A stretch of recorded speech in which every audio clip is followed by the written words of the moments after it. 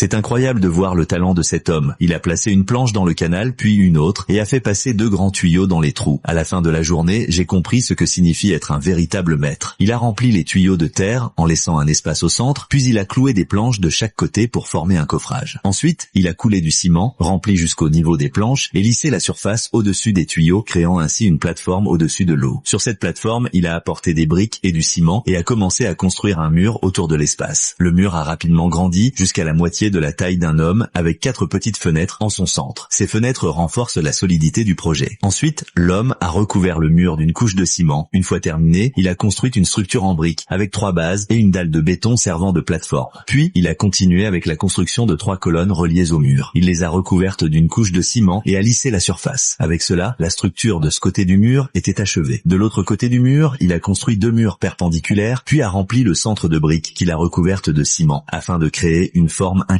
Cette pente sert de base. Tout au long de la pente, il a construit 5 murs inclinés afin de créer 4 passages de la même largeur que les fenêtres. Ensuite, il a raclé la surface et tout relié pour former la structure finale du projet. Par la suite, il a fixé un tuyau en acier au sommet du mur, installé un squelette en fil de fer, coulé une couche de ciment et lissé la surface afin d'élargir le pont. Sur les rainures latérales, il a creusé une pente incurvée dans la maçonnerie pour créer la forme de la rampe. Le bas de la pente a été pavé de béton, formant un canal de haut en bas. En voyant tout cela, tu peux deviner ce qu'il construit. Exactement, un barrage hydraulique. Il va l'utiliser pour aider le village dans l'irrigation. Pour résoudre le problème d'eau des champs, il a placé des portes entre les colonnes, installé un système élévateur électrique afin de bloquer les 2 grands tuyaux et stocker l'eau pour l'irrigation. En ouvrant les vannes, l'eau a commencé à jaillir du canal, augmentant considérablement l'efficacité de l'utilisation de l'eau. Alors, combien donnerais-tu sur 10 à ce barrage hydraulique construit à la main ?